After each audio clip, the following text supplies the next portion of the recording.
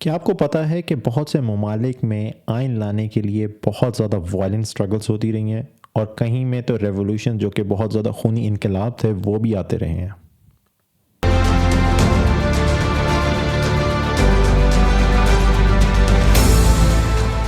السلام علیکم everyone, welcome to yet another series on the converging divergence pod cost,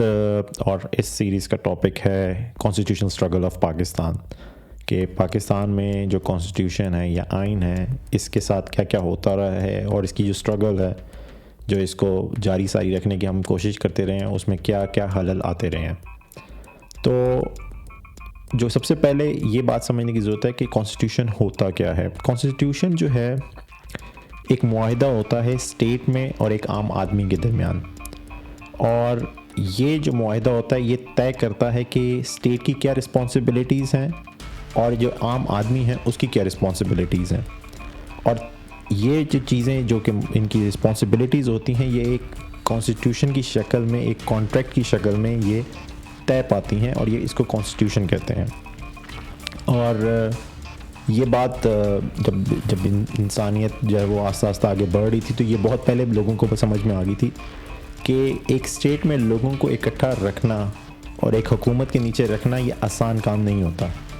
آپ جب تک ہر آدمی کا ایک اسٹیک کریٹ نہیں کرتے اس وقت تک اسٹیٹ بنائی نہیں جا سکتی۔ تو ایک عام آدمی کے پاس کیا انسینٹیو ہے کہ وہ حکومت کے ماتحت رہے، وہ کیوں پولیس کی بات سنیں یا ڈی سی کی بات سنیں؟ تو اس کے لیے حکومتوں کو جو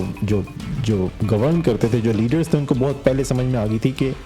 ہر آدمی کا اسٹیک ہونا چاہیے، اور وہ اسٹیک کیا ہے۔ تو انہوں نے کہا کہ جو حکومت ہے اس کا کام ہے لوگوں کو پروٹیکشن دینا، ان کے مفادات کا تحفظ کرنا، اور اگر یہ اسٹیٹ کرے گی تب ہی اسٹیٹ کے پاس کچھ طاقت آئے گی اور وہ طاقت پھر وہ یوز کر سکتی ہے۔ تو یہ بات جو ہے وہ آہستہ آہستہ لوگوں کو سمجھ میں آ چکی تھی، اور اس کے بعد پھر کانسٹیٹیوشنل اسٹرگل شروع ہو گئیں۔ اور یہ جب آپ دیکھتے ہیں کہ باقاعدہ جو وائلنٹ اسٹرگلز جو ہونا شروع ہوئیں وہ میگنا کارٹا سے ہسٹری شروع ہو چکی تھی، جو کہ تقریباً 1000 سال پہلے کی بات ہے۔ اور اس کے بعد پھر آپ 17th 18th سینچری میں آتے ہیں تو آپ کو نظر آتا ہے کہ یورپ میں بہت زیادہ لوگوں نے ریولوشنز لے کر آئے ہیں کانسٹیٹیوشن لانے کے لیے،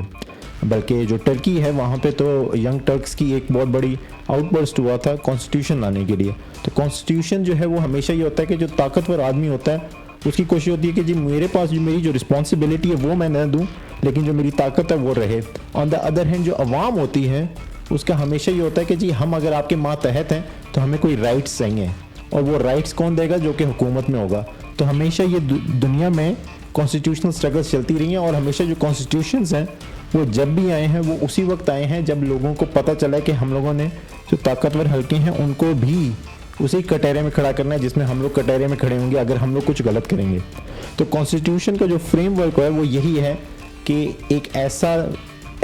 کانٹریکٹ بنایا جائے جس کے تحت سب اوپر نیچے، ملک، خان، چودھری، سب جو ہیں وہ ایک باقاعدہ ایک کانٹریکٹ کے نیچے آ جائیں کہ سزا اور جزا جو ہے وہ ہر کسی کے لیے برابر ہو جائے۔ تو یہ بات جو ہے یہ سمجھنے کی بھی ہے کہ اگر ایک عام آدمی جو ہے وہ پاکستان میں رہتا ہے اور اس کو پتہ ہے کہ اسٹیٹ میرے لیے کچھ نہیں کر سکتی، تو اس کے پاس کیا انسینٹیو ہے کہ وہ حکومت پاکستان کے ساتھ جو ہے وہ لائل رہے،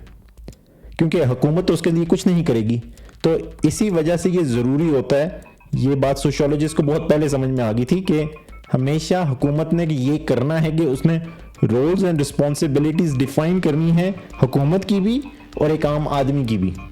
اور زیادہ تر جو کانسٹیٹیوشنز ہوتے ہیں اس میں جو چیپٹر 1 ہوتا ہے یا چیپٹر 2 کا بھی وہ ہمیشہ رولز اینڈ رسپانسبلٹیز کا ہوتا ہے کہ جی ایک عام آدمی کو ہم لوگ کیا دیں گے۔ تو یہ بات جو ہے کانسٹیٹیوشن میں ہمیشہ لکھی جاتی ہے، اور کانسٹیٹیوشنز کو آپ اس طرح سمجھیں کہ یہ ایک لاز ایسے ہوتے ہیں جیسے لاز آف فزکس ہوتے ہیں کہ اگر ایک لا توڑنے کی کوشش کریں تو اس کے لیے بہت زیادہ آپ کو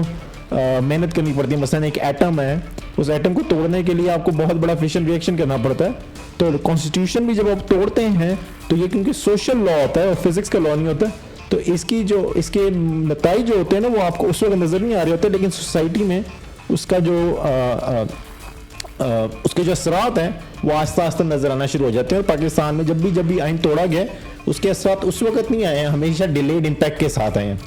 اور یہ بات جو کانسٹیٹیوشن والی ہے یہ بہت پہلے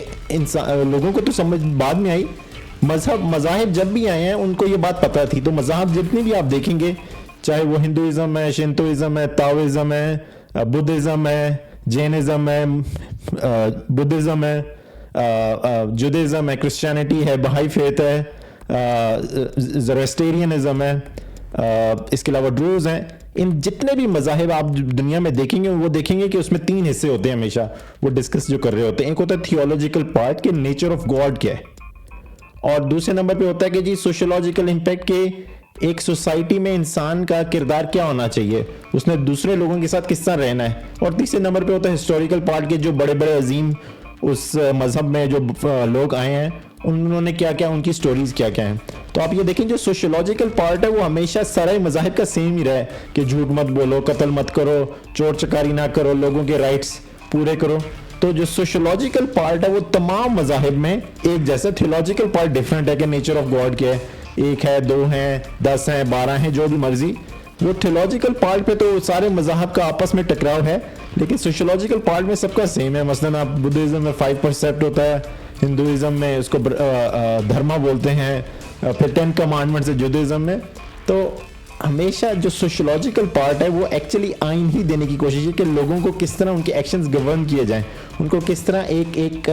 یونیفارم رولز کے تحت ان کو نیچے رکھا جائے تاکہ سوسائٹی جو ہے وہ فنکشنل رہے, سوسائٹی ایک اچھے طریقے سے آگے بڑھتی رہے. تو ریلیجنز نے بھی بہت زیادہ ایمفیسائز کیا ہے کہ لوگوں کو ایک باقاعدہ ایک پراپر رولز کے تحت سب کو گورن کیا جائے. تو ہم لوگ جب وہ جو ہمارے جو سپہ سالار ہیں وہ جب یہ کہتے ہیں نا کہ یہ تو ایک کاغذ کا ٹکڑا ہے, تو وہ ان کو سمجھ نہیں آتی کہ یہ ایک ایسی چیز ہے جس پہ بہت زیادہ ایمفیسس اسلام بھی دیتا ہے اور تمام مذاہب بھی دیتے ہیں, چاہے وہ مسلمان ہیں یا نہیں ہیں.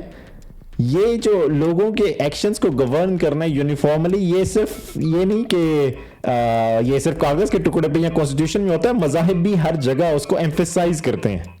تو یہ بات ہمیشہ سمجھنے کی ضرورت ہے. اور جب انسانیت جب آگے بڑھ رہی تھی تو سب سے پہلا جو سیکولر کانسٹیٹیوشن یعنی کہ جو مذاہب نے نہیں دیا وہ آپ کو نظر آتا ہے کوڈ آف النامہ جو تقریباً 3000 سال پہلے یہ میزوپوٹیمیا میں جو کہ پریزنٹ ڈے عراق ہے وہاں پہ نکلا تھا. اور اس میں بھی یہی قانون لکھے ہوئے کہ جھوٹ مت بولو, لوگوں سے چور چکاری نہ کرو. وہی چیزیں جو کہ آج کانسٹیٹیوشن کسی بھی آج دنیا کا کانسٹیٹیوشن نکال کے دیکھیں گے جو لکھا ہوا ہے نا, وہ آج سے 3000 سال پہلے جو کانسٹیٹیوشنز بن رہے تھے نا ان میں بھی یہی لکھا ہوا تھا. اور ہوا یہ کہ آہستہ آہستہ جب انسانیت بڑھتی گئی اور ایگریکلچر دریافت ہو گیا تو جب ہائرارکیز بننا شروع ہو گئی تو ان میں سے کچھ جو بڑے بڑے چودھری تھے انہوں نے کہا کہ جی اب ہم لوگوں پہ تو قانون یہ نافذ نہیں ہوتا. تو آپ دیکھیں گے کہ جو مڈل ایجز ہیں وہاں پہ کانسٹیٹیوشن سٹرگل شروع ہو گئی تھی کہ ایک بہت بڑا چودھری ہے کہ اس نے کہا میرے علاوہ باقی سب رایا پہ یہ کانسٹیٹیوشن نافذ ہوگا, جو بھی اس کی خلاف ورزی کرے گا. تو لوگوں نے یہی کہا کہ نہیں, کانسٹیٹیوشن جو ہے وہ ہر کسی پہ اپلائی ہوگا. اور پھر 17th-18th سینچری میں پھر وہ جو میں نے آپ کو پہلے بتایا کہ ایک اسٹرگل ہونا شروع ہوگی, اور پھر آہستہ آہستہ ایک ایک کر کے امریکہ میں سب سے پہلے کانسٹیٹیوشن باقاعدہ آیا, پھر فرانس میں ریولیوشن آیا, پھر کانسٹیٹیوشن آیا, اور پھر یورپ میں ایک ایک کر کے ہر جگہ 1848 میں جب ریولیوشنز ہے تو کانسٹیٹیوشنز آنا شروع ہو گئے. انفارچونیٹلی ہم لوگوں نے کانسٹیٹیوشن جو کہ مسلم ورلڈ ہے وہاں پہ کانسٹیٹیوشنز بہت لیٹ آئے, چاہے وہ آپ مغل بادشاہ تھے یا چاہے وہ آٹومنز تھے. یہ جو مسلم ورلڈ تھی یہاں پہ کانسٹیٹیوشنز نہیں آئے کیونکہ سب نے کہا کہ جی کانسٹیٹیوشن کی ضرورت نہیں ہے. اور یہی وجہ ہے کہ آج تک ہم لوگ باقی جو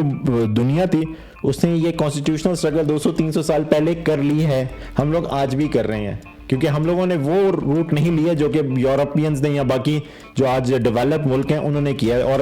جتنے بھی ڈیولپ ملک ہیں ان کو آپ دیکھیں گے تو آپ دیکھیں گے کہ ان کی جو ٹریجیکٹری تھی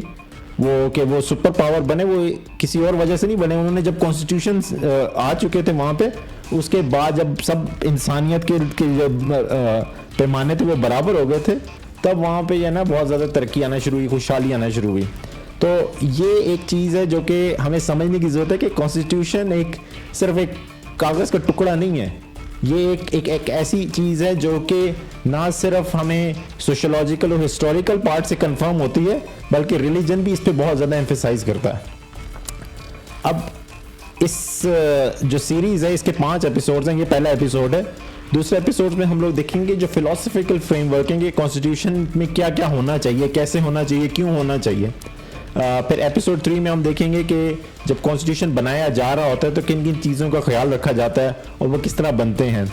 اور چوتھے اور 5ویں ایپیسوڈ میں ہم لوگ دیکھیں گے کہ پاکستان میں جو کانسٹیٹیوشن کو سب سے بڑا جو وار آتا ہے وہ صرف ہمارے سپہ سالار سے نہیں آتا, بلکہ ہمیں